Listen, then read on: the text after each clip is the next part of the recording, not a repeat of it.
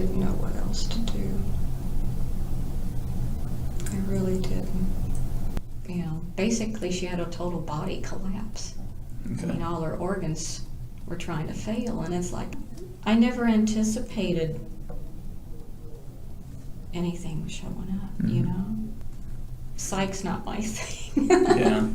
The woman sitting before you in the interrogation room is Diane Staudte, a seemingly ordinary mother, but there's a dark, twisted secret lurking behind her calm demeanor. Diane and her husband Mark lived a quiet life in their modest Springfield, Missouri home, raising 4 children. Sean, the eldest at 26, struggled with autism.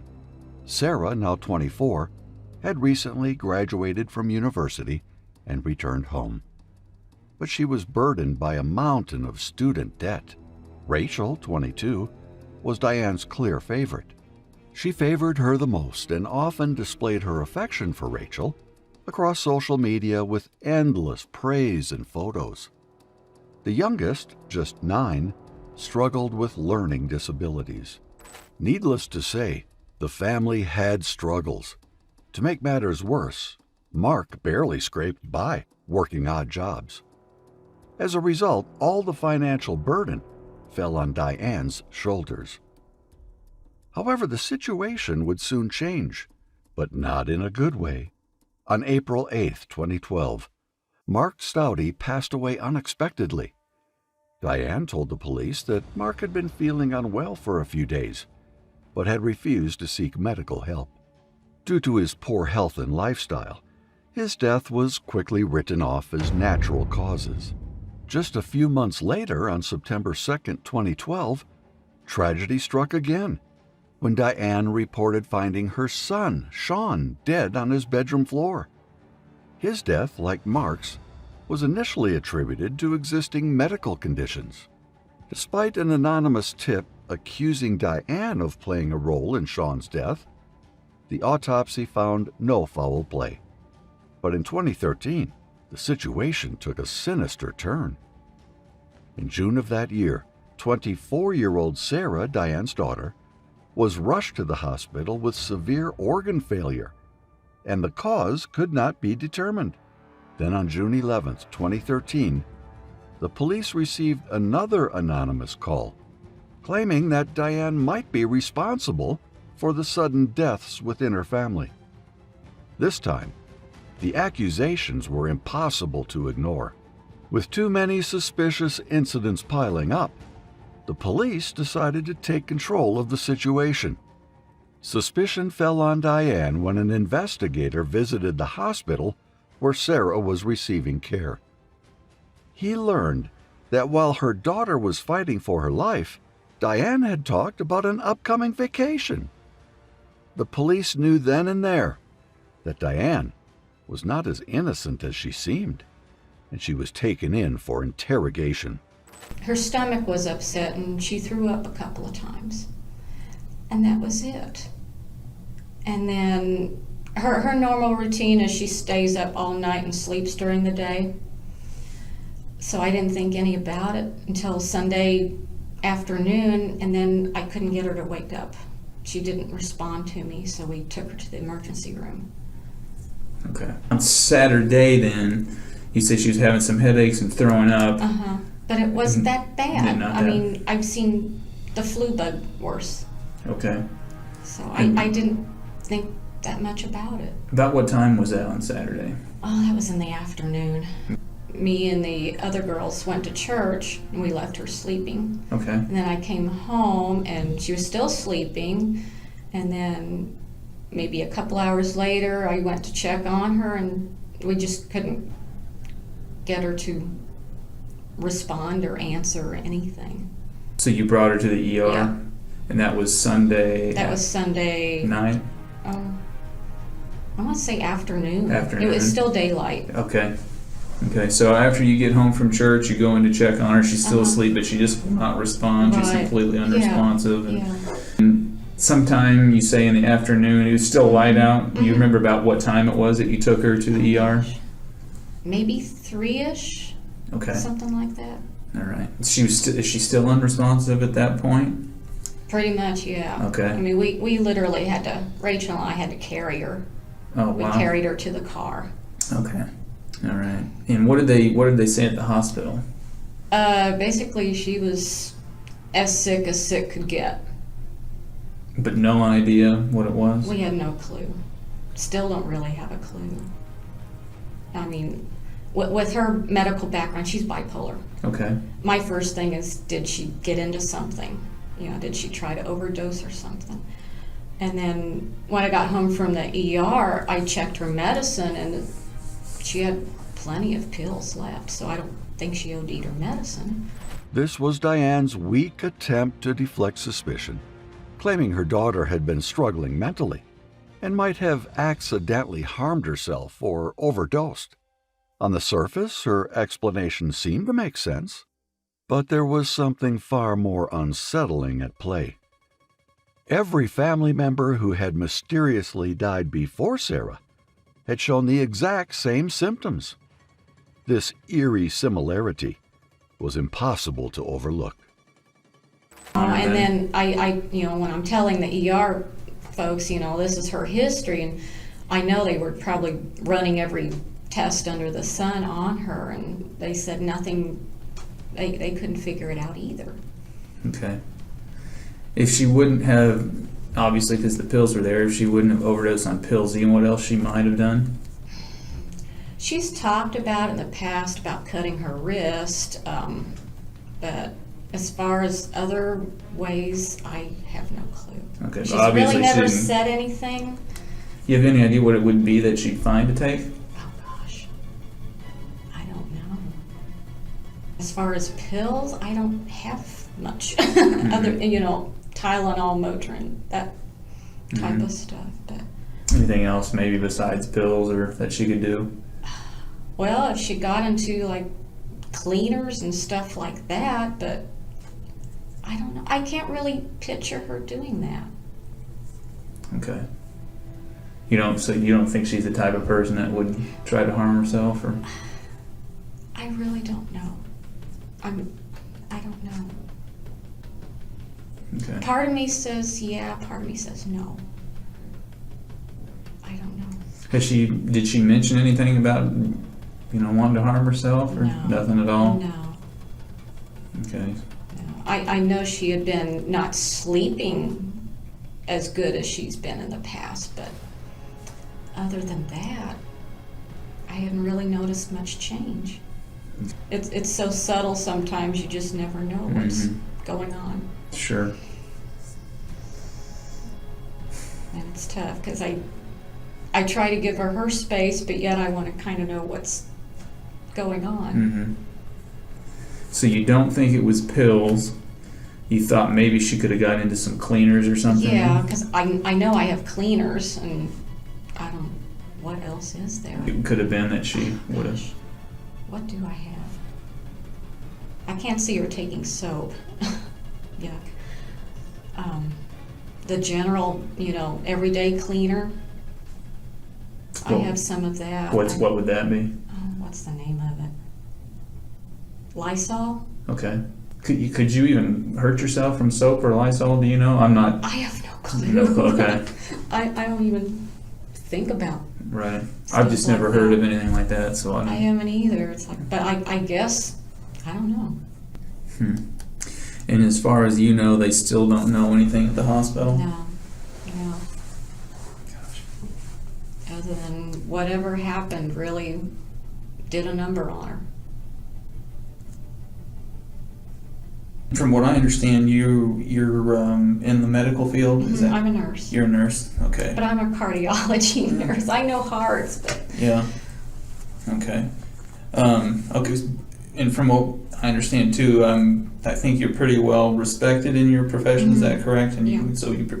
Is there anything from your knowledge? I know you say you deal with the heart and stuff, but from your knowledge, is there anything that you could think of that it could have been? Because obviously, from what we understand, you're pretty intelligent. Yeah. And you're, this is. I try. Yeah. Diane's demeanor was nothing like that of a concerned mother. As her daughter lay fighting for her life, Diane laughed and cracked jokes, a behavior that was disturbingly out of place for someone whose child was facing a life-threatening crisis. I really can't think of anything. I mean, I don't know. Psych's not my thing. Yeah. You know? Yeah. The only thing I'm thinking in my mind is, unless it's an autoimmune something or the other, but I've never heard of that causing, you know, basically she had a total body collapse. Okay. I mean, all her organs were trying to fail, and it's like, I don't know of anything that would do all of that. Yeah. Maybe one thing, but not all of it. Mhm. It just don't make sense. If she did take some cleaners or something, could that essentially? Well, I can see that hurting the kidneys, but that wouldn't cause her brain. I mean, she had a brain bleed. Oh, she had Yeah. Oh, wow. Yeah. Her age, the only thing I can see is if she was on birth control pills, but she wasn't. Now, it's important to know that all the tests done on Sarah came back clean. There was no sign of any drug or substance that could explain what was happening to her. At least, nothing that could be found right away. If Sarah was poisoned, the only answer was that someone with real knowledge of chemicals was behind it. And who would know that better than her mother, Diane? But whenever the investigators asked about her medical knowledge, Diane tried her hardest to brush it off, acting like it wasn't important. She downplayed her skills, hoping to make herself seem less suspicious, but it was doing quite the opposite. I keep thinking, what drug is there that would do that? Because it almost sounds like a drug overdose, but I can't think of what. And But her where did tox she came get back it? with absolutely nothing in her system. Nothing. So we can eliminate that then. Yeah. What if the cleaners, if that was the case, would That Could I that- would think even that something in there would show up. how would that show up? I don't know Mhm. whatever chemicals are in there. See, that makes me question. It's like, well, did she do something? Mm-hmm. And if she did, I'd sure as heck like to know what, so I could prevent it again. I can't go through this again. What do you mean? Can't This go has through been this rough. again. Oh, you mean this whole ordeal? Okay, yeah. It's rough. You have any idea what we could look for in terms of? I mean, it's just it sounds like it's just such a an odd deal. Anything at all that to give us some guidance to figure out what happened, or any suggestions you could think of? I really can't think of anything. I mean, I really don't know. Does she work anywhere? No. No. She's been supposedly trying to find a job, but I don't think she's been trying that hard. Well, let me ask you this, because Okay. from talking with the hospital, it sounds like they're doing a bunch of tests, and they're even sending some tests off to labs elsewhere. They mentioned the Mayo Clinic and Oh, wow. and possibly other places. Mhm. Just the nature of this. Do you think there's going to be anything suspicious that they find in all these tests that they're going to be doing? I have no clue. If they're looking for some kind of a chemical that she may have taken, I can't think of what it would be to even know what tests they're doing. Because from Does my that make sense? well, I see. From my understanding, it sounds like they're going to run a whole bunch of various chemical type tests, possibly, and just a whole bunch of other tests to see what was going on. What if something did show up? I'd have to figure out what it is, and then try and figure out where did it come from. 'Cause Do you know much about the autopsy process? a little bit. Okay. What did they tell you about Sean's autopsy? That he had a congenital kidney defect.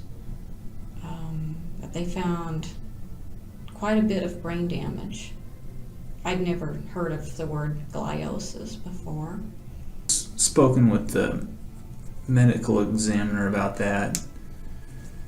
And I guess when they first did it, they really didn't look too much into if there was any types of chemicals or anything at all in his system or anything else like that. But when we did talk to them, they were able to tell us that they, just like with all autopsies, if you're familiar with those, they take tissue samples and hair samples and all kinds of other samples, and they basically keep them for a while. And fortunately, they still have a bunch of his stuff, and so they're gonna do a bunch of tests on his stuff as well. Okay. So if his stuff were to come back with anything like that, something similar to maybe what Sarah's might come back with, how would you explain that? Again, it depends on what shows up. And What do you think it might be? I don't know. I really don't know. Diane had taken her lies too far, and slowly her web of deception was crumbling. It became clear to her that the interrogating officer knew much more than she had expected. Each question was sharper, and Diane could feel the control slipping from her grasp. Think there could be anything maybe malicious or suspicious involved with that? I can't think of that, you know. Would you be surprised if something like that came back? Yeah, Would you? I think so. I think I would be surprised. Okay. I mean, Why would you be surprised? Well, I never anticipated anything showing up, you know? You never anticipated anything showing up. Why would you not anticipate anything showing up? Because I really don't know what, how can I say this to make sense? I really don't know. Like, for instance, Sarah, I don't know what happened.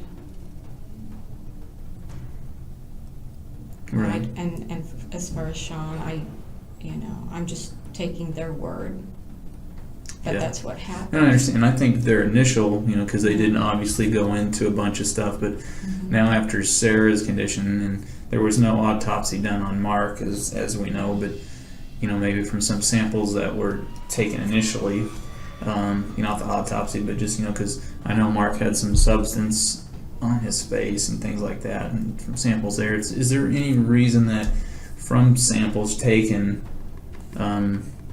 at the time of these that there may be some kind of correlation or some kind of link to anything that may be similar in those?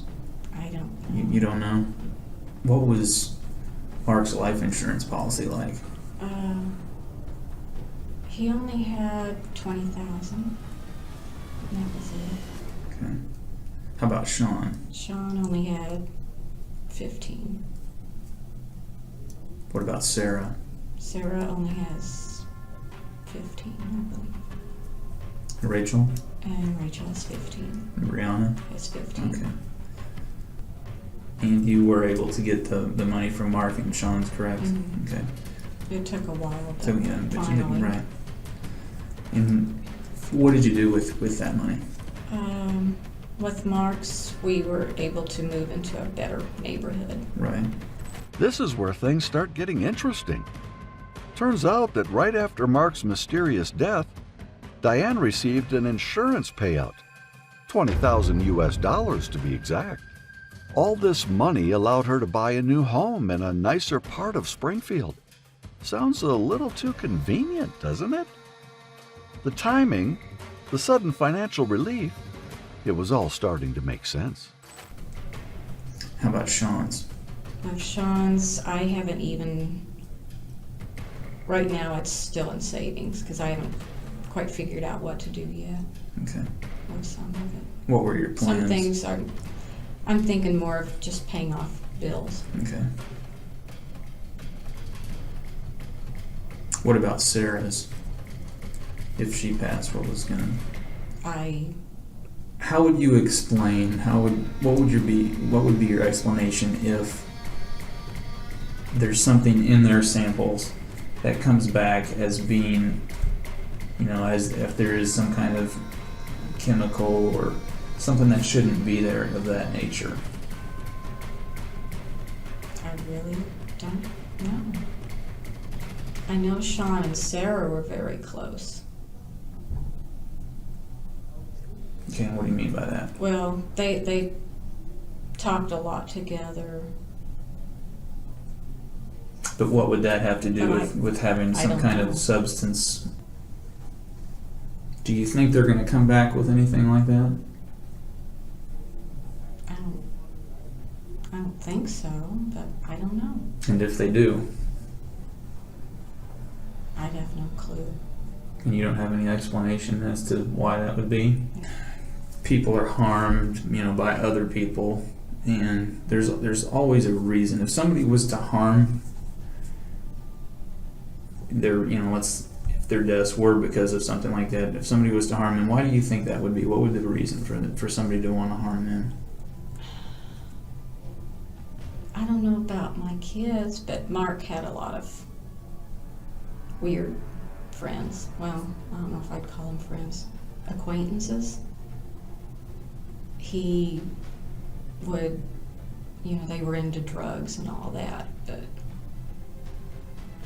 that wouldn't surprise me. But as far as my kids, I can't imagine. Because he would binge drink and What was your guys' marriage like?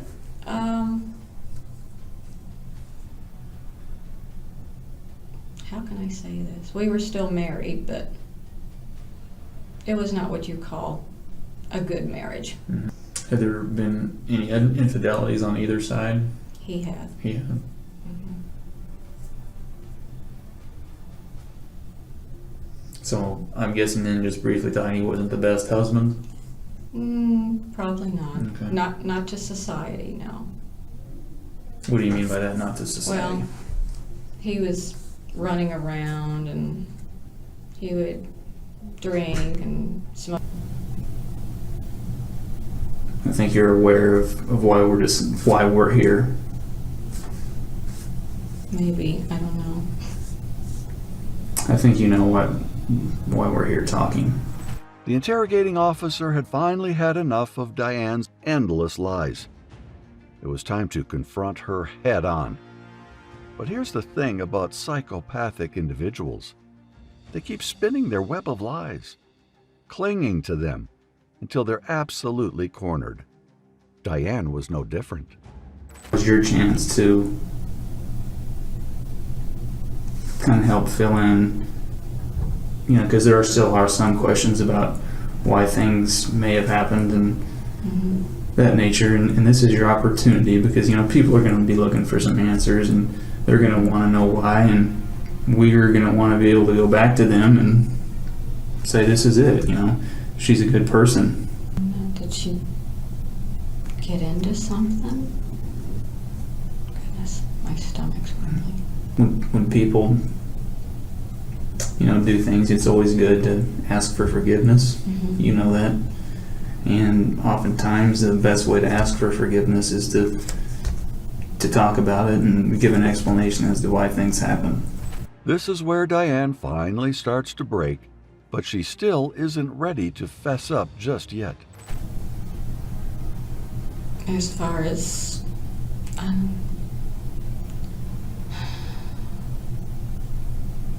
Sarah's a difficult child to deal with. I understand.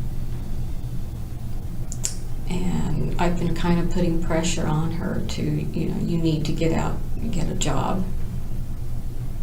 Your college bills are coming due.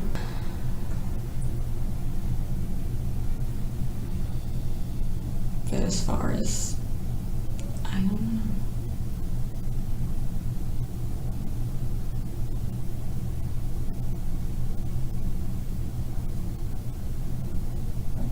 As far as did I do something to her, I didn't do anything to her. I mean, I guess I could have taken her to the ER sooner, but I didn't know. How would you explain if something's been found that may indicate otherwise? I don't know. All I know is if she, I don't know. I know I didn't do anything. And if you did? I'm just telling you I didn't do anything.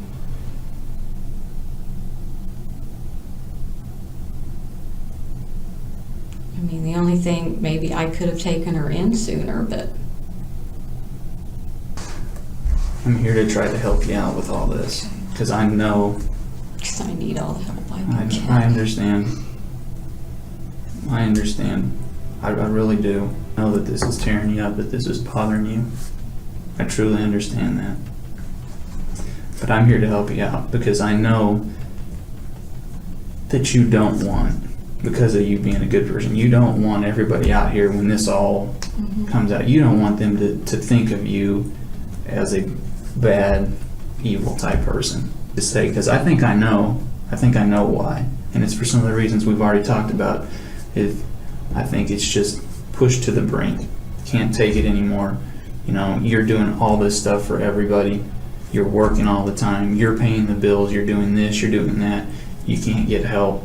No jobs. You got all this other stuff. All these other burdens coming upon you, where all of us get to a point where we just say, you know, enough is enough. And I understand that. But you gotta help me figure out. You gotta tell me this stuff. You gotta tell me why. That way we can get to that point. That's way when we can get it out there that, you know what, this isn't just about somebody that's bad and evil. You want people to know that that's not what it is. At this point, the officer shifted gears, using empathy to break Diane down. And guess what? It worked. In just a matter of moments, Diane started to crack. What came next were the chilling details of her crimes, finally solving the puzzle. No, I know you're afraid of going to jail, but that you shouldn't even be thinking about that right now. I know, but that's how my mind works. I understand, but let's put that out of your mind, because you shouldn't even be thinking about that. I understand you're afraid to go to jail. Well, we're not going to even think about that, because that's got nothing to do with it. Now is your chance to tell us why. So tell me about it, Diane. There's a lot of arguments.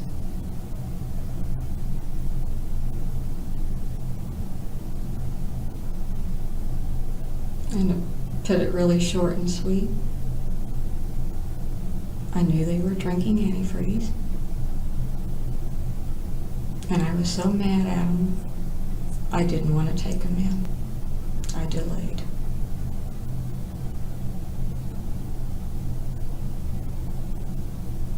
And why'd you delay? Because I was mad. And that would just eliminate those problems, wouldn't it? They wouldn't be there to nag you, to bug you, to talk bad to you, to be mean to you, to be disrespectful to you. That would just be a problem that's gone. Yeah. Yes, you could say that, but Right. But Diane, problems never go away. right. How'd you know they were drinking antifreeze, Diane? They told me. I 110% understand that you're scared. But Diane, right now is not the time to tell me these lies. You and I both know why you knew they were drinking antifreeze, and you need to tell me about that.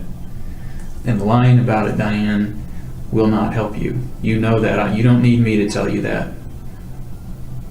You need to I know how you knew they were drinking antifreeze. Then you need to tell me. How I knew they were drinking it?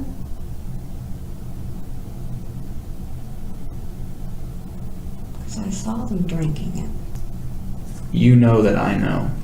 I wouldn't be sitting here talking to you. I wouldn't have showed up on your door today. Because when we've been investigating for a while, and we had to make sure that everything was as it was appearing. That's why we waited. Diane, you knew that they were drinking antifreeze. Mhm. You knew that. They didn't.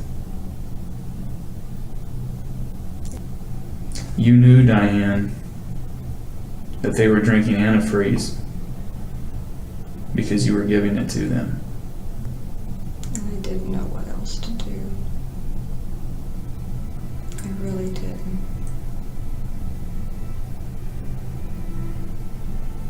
I understand. Just like we talked, were you just at the breaking point? Yeah. I didn't know what else to do. Diane finally made her confession, but the story took an even darker twist. Turned out that her favorite child, Rachel, was involved in the murders as well. When the officers brought Rachel in for questioning, she denied any involvement. But a journal found in her home told a different story. It revealed purchases of antifreeze off the internet, with the chilling rationale that antifreeze sold online wouldn't contain the bittering agent found in commercial chemicals, making the ethylene glycol poison undetectable. The symptoms of ethylene glycol ingestion, nausea, vomiting, decreased alertness, and slurred speech, could easily be mistaken for other ailments, making it difficult to pinpoint the true cause. What's worse is that Diane didn't even bother to arrange a memorial service for her son Sean. Furthermore, she and Rachel only took Sarah to the hospital because Rachel didn't want another one to die in the house. Rachel also admitted that their original plan was to murder her younger sister as well, who was just 11 at the time. In 2016, Diane Staudte was sentenced to life in prison without the possibility of parole. Rachel pleaded guilty to second-degree murder in May 2015 as part of a plea deal in exchange for testifying against her mother at the trial. In March 2016, she was also sentenced to life in prison, but with the possibility of parole. Luckily, Sarah survived, but was left with severe neurological damage. This case is just a reminder of how selfish actions can sometimes drive people to extremes. However, the suspect in the following case took self-obsession a bit too far. This man is Markeith Lloyd, a criminal whose terrible actions shook the Orlando community to its core. In December 2016, Lloyd heartlessly shot and killed his pregnant girlfriend, well aware that she was carrying his child. This shocking murder sparked a desperate manhunt by the police.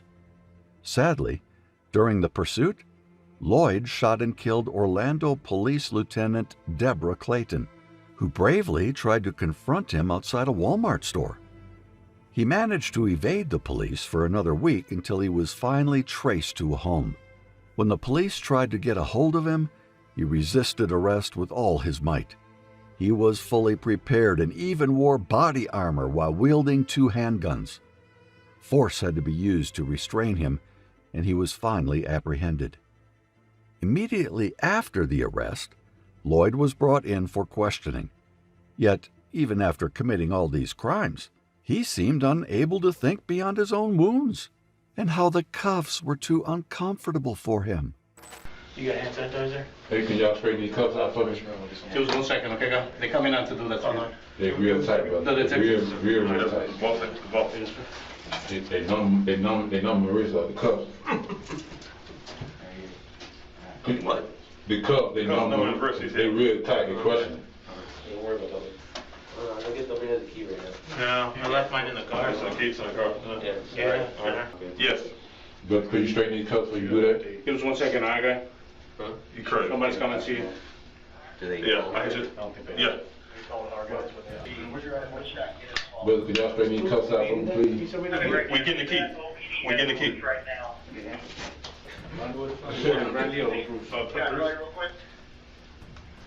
Nah, it's Brian. I'm not 1012 Pete. You didn't call me, Ken.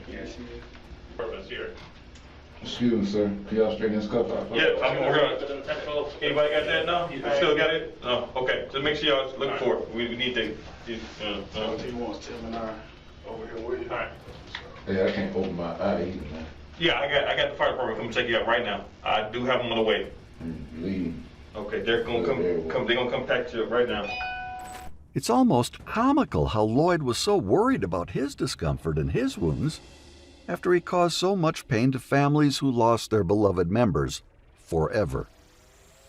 His swollen face clearly shows he is in pain, but this suffering is nothing compared to the horrors he has inflicted on not just one, but 3 human beings. What's even worse is that his last victim was one of the police officers, making it highly unlikely that the officers on duty would show him any sympathy. All right, we have the fire department coming to check you out and look at your injuries right now. Okay, and then we'll be able to manipulate the cuffs for you. Okay, sir? Man, could you lose the cuff up on me, please, bro? Sir, we have a fire department that's gonna come take care of you. Good job, guys. Good job. It's awesome work. Awesome work. It's a good day. Yep, it's a great day. And Deborah's handcuffs are on him? Yep. Very nice. Very nice. And there's no way to get into that roof. We got eyes on him. Get in the room, I can't get no wheelchair. I'll go turn myself in anyway. Oh, he's there. Y'all just on the phone talking about. What's hauntingly ironic is that the very handcuffs Lloyd was so annoyed with once belonged to Officer Deborah Clayton, the courageous cop he had so ruthlessly killed. Shoot. Yes. You loosen up this right cuff? We're still looking for that key, man. Man, this shit killing me, bro, for real. I'll be out there if you can. My hand's swelling up. Shit, come on, man. Sit down. Sit Y'all down. made a kid, y'all on some bullshit, bro. Sit down. Could you loosen up this down. right cuff? Sit down. Bro, this cuff fucked up, bro. Sit down. And do not get back up. Could you loosen up this cuff, bro? No. This right cuff? I ain't got no handcuff. It's fine. The right cuff fucked up, the left cuff, right? The They're right fine. fucked up, bro. Do you have gloves? Do you guys have It cut off my circulation. All about this cuff, bro. I can't take it. My mom shit killing me. My hand, I swole all the way up, stopping the blood circulation. If there's one thing that's clear by now, it's that Markeith Lloyd was extremely self-obsessed. Imagine committing murder, feeling zero remorse, yet endlessly complaining because your handcuffs are too tight. It says everything about the kind of man he was. When the interrogating officers finally arrived, they were instantly infuriated by his narcissistic behavior. Markeith, I'm Detective Cadiz with Orlando Police. This right cuff shit. We'll talk about that here in a second. Okay. Can you sit up and tell me your name? No, this shit killing me. I'm telling you, it's cutting off my blood circulation. I can't. Okay.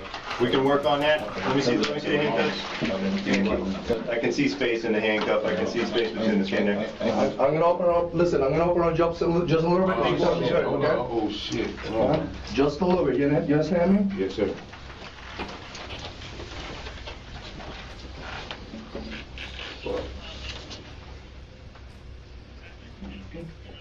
All right, that's enough on that one. Okay. Oh shit. Hold on. You gotta get to it, man. You gotta get to it. Look up a little bit. That hurt? All right, you good?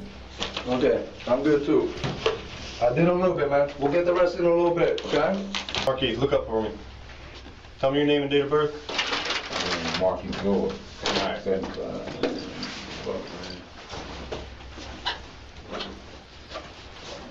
We're gonna talk to you real quick and tell you what's going on. You know why you're here tonight, right? Yeah. Okay. Can you tell us why you think you're here tonight?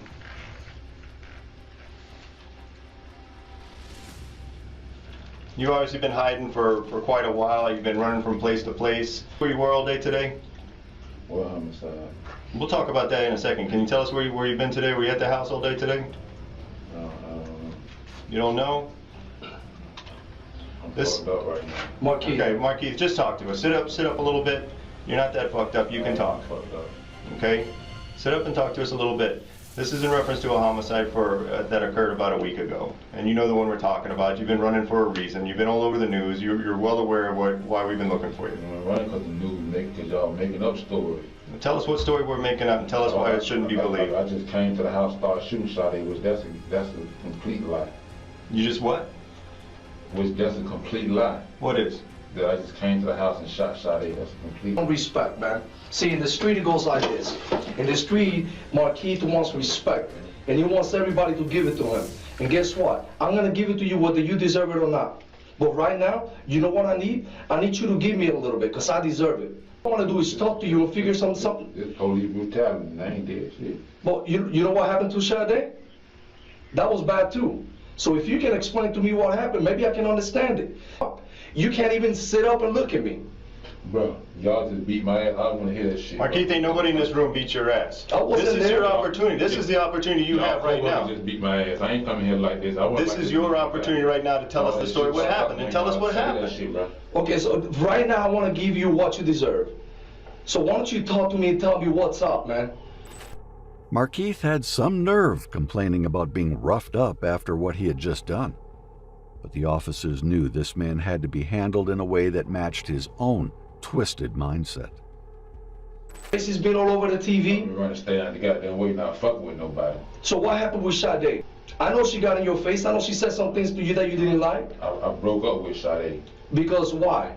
Because she was lying about smoking. Because she was pregnant with your baby and you told her stop smoking because that's bad for the baby. She was lying about smoking. Yeah, so I know that. But tell me what else happened. Why got to the point that you had to do what you had to do? If you had to defend yourself, then you need to tell me, man. Y'all know Staudte when he got a gun. Y'all got a gun. What happened downstairs? She when he got a gun, her brother ended up coming out and he jumped on me. That's how the shit happened. Which one, the older brother or the younger brother? Because she's got two brothers. The older brother and the younger brother got dropped out while man was outside talking, so all that about me just coming there and shooting up the place, that's a fucking lie. That's not what's been written. That was No. I'm telling you what I wrote it. I've seen it on news myself. No, that's what the news are saying. They're gonna fill in the blanks. I just came to the door and started shooting Staudte. That's a fucking lie. That's not what was written. Okay, I'm telling you, I wrote it, and that's not what was written. Be a man, okay? Be a man and tell me what happened. Because that's the only way we can clear this shit. Forget the news. The news is not here. It's you, I, and him. That's who's here. Who pulled the gun on you? Staudte or her brother? According to Markeith, he and his girlfriend had argued about her smoking. When she didn't agree, things escalated. She ended up getting shot. But his story didn't quite add up. Police reports revealed a different version of events. According to reports, on the night of December 13th, 2016, around 9:15 p.m., Lloyd arrived at Staudte Dixon's home and knocked on the door. While 3 months pregnant, Dixon opened the door and Lloyd shot her multiple times. Witnesses reported hearing around 10 chilling gunshots. Ronald Stewart, Dixon's 26-year-old brother, tried to intervene, but Lloyd shot him too. Stewart was then rushed to Orlando Regional Medical Center in critical condition. It was obvious that Lloyd wasn't telling the whole truth, and strangely, was still only thinking about himself. Staudte put a gun on me. When? When the brother came out? When? Before the brother even came out. You guys were talking outside? Yeah, we were talking outside. When the younger brother got dropped off, all that. And he went inside? Come up shooting, that's a fucking lie. That's not how I wrote it. Yeah, no, and I fucking broke up with her. If you check the fucking text message. I did. I wasn't tripping off her. She the one was tripping. So I'm lying to her saying I want to fuck the family with her, which I did, but we can't have what you lying. So other than that, I wasn't tripping by shit. That wasn't me. Right, so she pulled the gun on you, you had to do, what did you do? I disowned her. You took it from her? Yeah. And what did you do with her gun? I put it in my back pocket, but when her brother jumped me, I guess it had to fall out. Yeah. Okay, who did you shoot first, him or her? Man. Him? Because he was on you? They know what's going on. I talked to my lawyer because y'all just beat me up, but you want me to talk to you though. Markeith, I wasn't there. I'm here. I asked for somebody to find you. I ain't had no business. I ain't got no problem talking. I ain't trying to hide shit I motherfucking did. And I'm not disrespecting you either. Am I treating you with respect? It was events that went along before that. I ain't just do no shit like that. Okay, so fast forward, man. Fast forward. We go through all this stuff. You do what you do. Whatever happened. I'm over here fucked up. What you mean fast forward? No, I'm fast forwarding to last week, 10 days ago. Markeith, we got to know what happened, okay? We got a grieving family here for a police officer. They want to know what happened. They deserve to know what happened. You know Sergeant Clayton was good people, okay? I don't know her. You know what she is. You guys went to the same school. You guys came from the same neighborhood. You know she was good people. I don't fucking know. Tell us what happened with her. Did she draw down on you first? What happened? Y'all know she drew down on me first. No, we don't. You're the only one there. Tell us. That wasn't professional. If I was a police officer, I'd have sat back and got, she started calling back up, I'd have waited down and followed the goddamn car, see what car he got in. That shit was dangerous for everybody. They ain't called that much. So she came at you? I mean, we don't know this. This is why we need you to tell us. She came at me. For what? What'd she do when she came at you? Pulled a gun on me. Y'all know she came at me, shit. Okay, we didn't know that she pulled a gun first. This is what kind of stuff we need to know. She pulled a gun on you, then what? Man, I need to rest. I need to be better, man. I'm fucked up. This is your opportunity. And I was on the phone. No, Markeith, let me ask you this. Trying to goddamn talk on part of somebody. Hey, Markeith. We shot it down and let her turn me in. Markeith, check me out. No, Markeith, check me out. You worry about how you feeling right now, okay? Well, tell me something, man. What goes through your mind when you think about your baby in that belly and not living anymore? That baby died because of the actions that happened that day. That you might get a scar. You know what? In 3 days you'll be eating fine. That baby is dead. If Sade deserved it, then you tell me she deserved it. I got a hole so big in my fucking mouth. But you cannot tell me that Sergeant Clayton deserved what happened to her.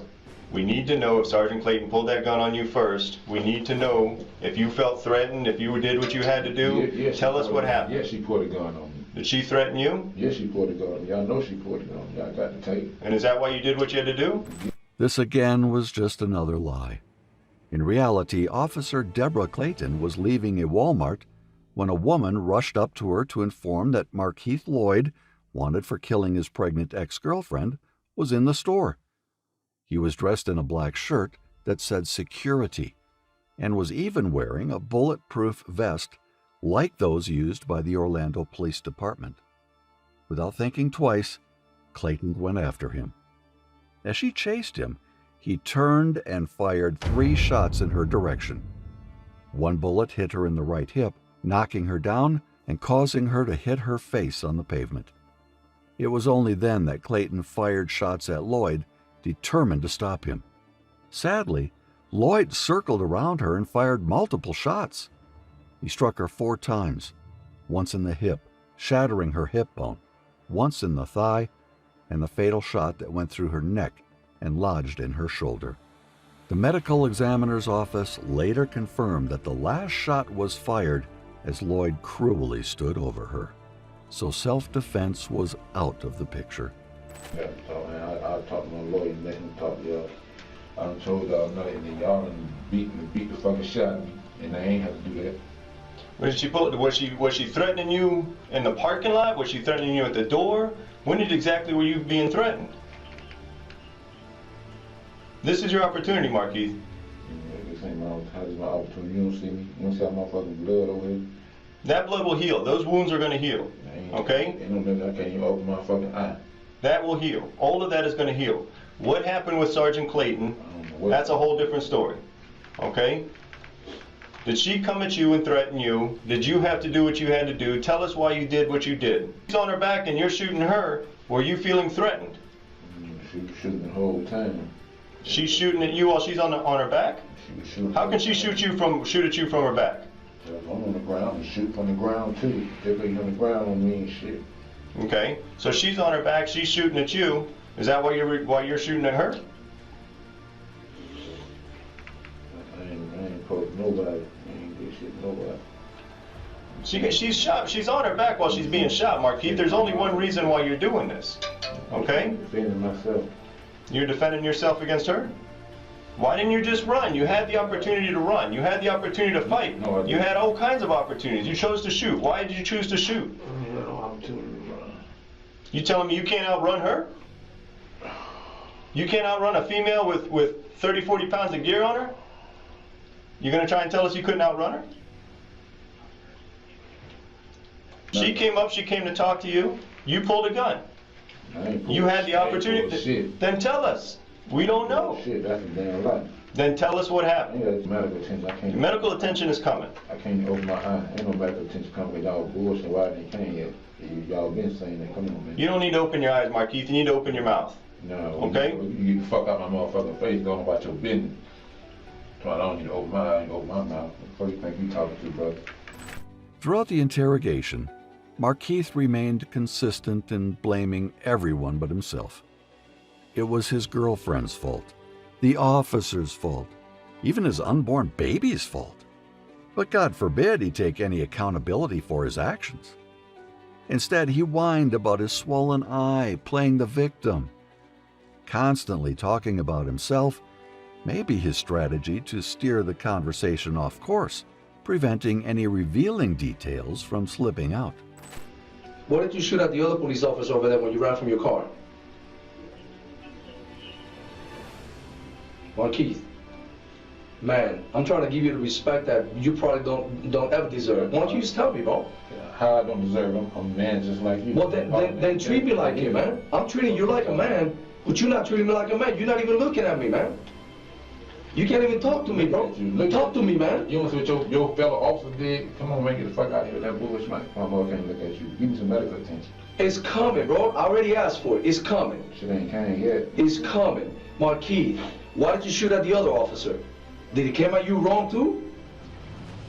I mean, you gotta tell me something, man. Man, y'all got me, I'm in pain, I'm under duress, and y'all just in here just trying to drill me. I ain't got something to tell y'all. I'm under This duress. is what we're trying to figure out. Are these officers threatening you? Man, I'm under duress and I'm in pain. Y'all officers done beat me up. I'm bleeding to death over here. I'm under duress and I'm in pain. Spit coming out my swallow, spit coming out air, blood coming out air. Well, I'm under duress and y'all here questioning me, and I'm under duress and I'm in pain, I'm hurting. Markeith, you've led nothing but a gutless life, man. You've shot at all your women. Staudte ain't the first woman you shot, okay? You've had a gutless life. This is your one opportunity to show some sort of, show that you're a man at You know some what? You know point, what's Markeith. funny? You know what's funny? I'm gonna use your words, Markeith. That's rapping. I'm gonna use your words, and you listen to me real carefully, man. You know what you said? You wanted to be America's Most Wanted. You were legendary. Yeah. What a legendary motherfucker does?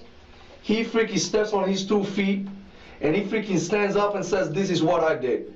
You want people to respect you and fear you. Cause I was just on the motherfucking phone telling my doctor, what call it, I was gonna get shot. They dead and they turn me in so they can get the reward. Yeah, okay, well, you know, that's Shit, after you the talking fact. about- man, I'm talking about you talking about being America's Most Wanted. You don't know. What do you mean by that? You don't know me. Oh, you talking about being legendary. What is that about? I be standing up for myself.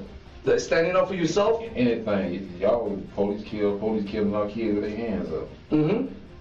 Yeah, you talking about. So don't even judge me on that. That wasn't me. That wasn't you. No, Oh, that's legendary. That's a real man. that wasn't even meant to happen. That was meant to happen, but it happened. No, that wasn't. The officers are now using a strategy to engage Markeith in a way that appeals to how narcissists typically think. It often involves boosting their own egos and thinking they're the best. By questioning his manhood, they hope to provoke the response they need to break through his defenses and get him to reveal the truth. I ain't jumping on nobody. Huh? I ain't jumping on nobody. Somebody jumped on me. Somebody jumped on you. You're a grown-ass man. We're talking about a baby, 3-month-old baby, in the belly. Ain't talking about no baby, because there wasn't no baby that jumped on me. What you talking about? I'm talking about the baby you killed, man. All right, brother. You see what I'm saying? So it's okay for you to talk tough, but when I talk tough to you, you want to backpedal, man. You either act like grown-ass man right now, or you put your head between your knees, man. You got 2 options, bro. You got 2 options. Because I'm not the one sending you a coward for killing a woman with a baby in her belly. I'm not the one saying that. Your people are saying that. Your people are saying that. When God says, this is your last day, that's your last day. But Sergeant Clinton didn't have that opportunity. Because you made that choice for her. Sade and that baby, they didn't have that opportunity because you made that choice for them. Luckily, her brother lived. I ain't made shit.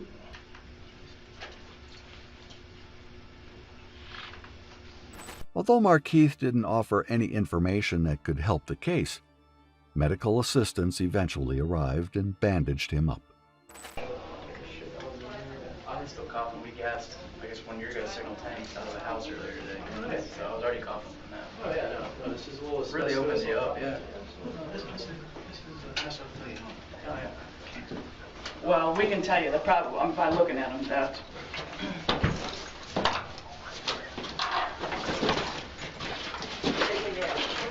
So what's going on with you? I don't know what they did. I was knocked out. Mm-hmm. Okay.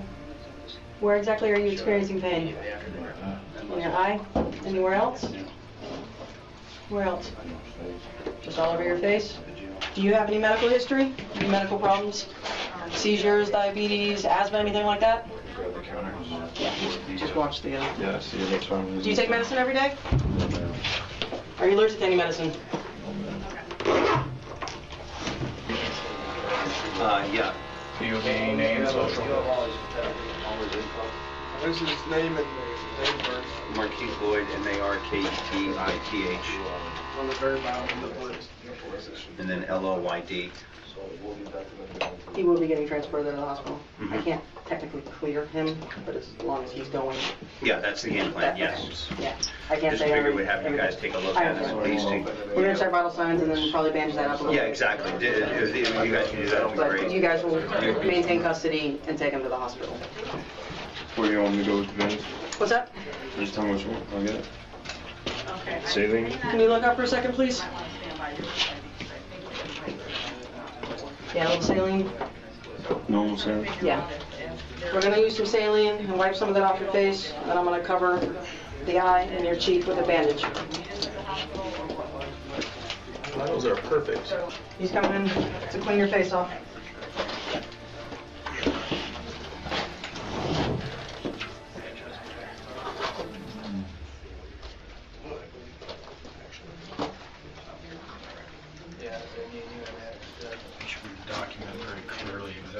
Where his lacerations are. Yeah, which Left eye, nose, vision. You see anything on the back of his head? Abrasion. Everything is pretty much concentrated in the face.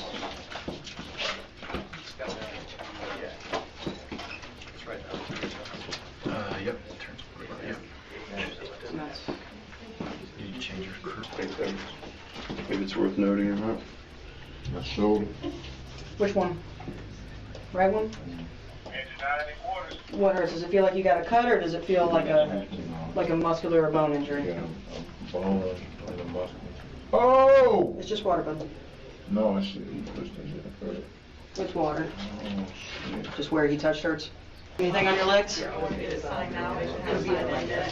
you don't feel anything? Okay, just making sure.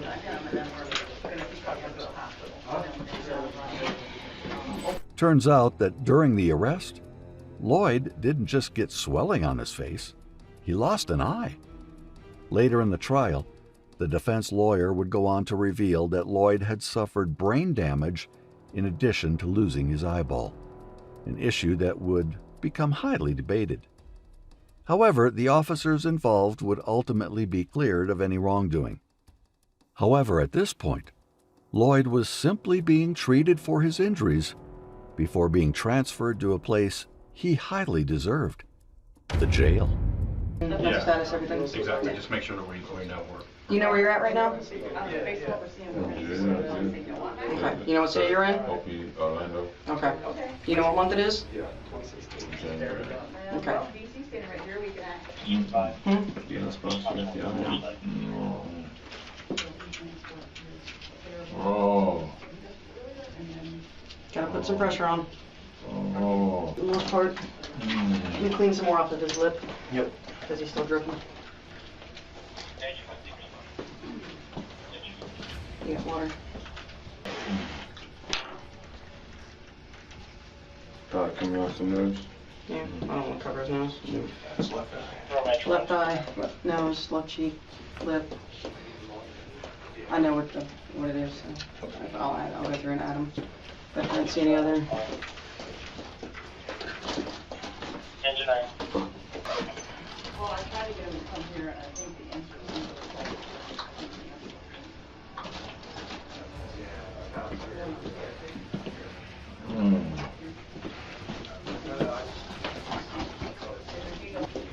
That's what y'all did to my eye? What's up? That's all y'all did was just cover it up? You're gonna go see a doctor soon.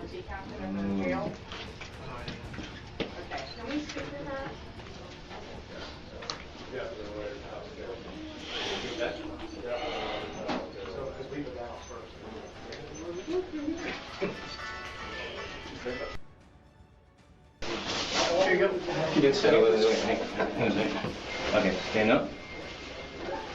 Let me pull your pants up a second. Okay, we're gonna have to. Just, what do you think? No, because we're gonna have to put the belly chain on around this. Yeah, just zip it up halfway and put his arms in the back. And then put one cuff in at a time. Okay.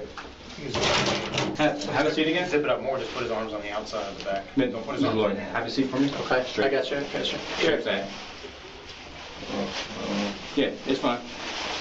My hand caught up. Okay. Yeah, try to get it up. There we go.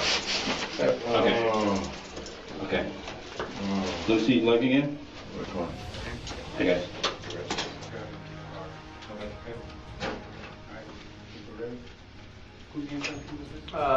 That's all orange. There you go. I just rinsed off the alcohol stuff, so it's a little wet. All right, Kyle, you got one, or you got it? I got it. All right, one on one, please. One sound, please, man. Oh. There we go. I'm walking away.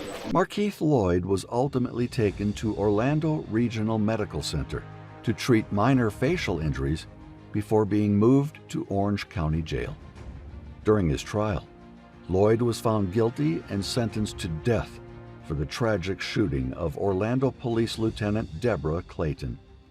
He was already serving a life sentence for the murder of his pregnant ex-girlfriend, Staudte Dixon. In both of these cases, do you think Staudte and Lloyd received the punishments they deserved? Are their sentences sufficient to make them feel remorse or, at the very least, bring some closure to the grieving families affected by their actions? Share your thoughts in the comments, and I'll see you in the next video.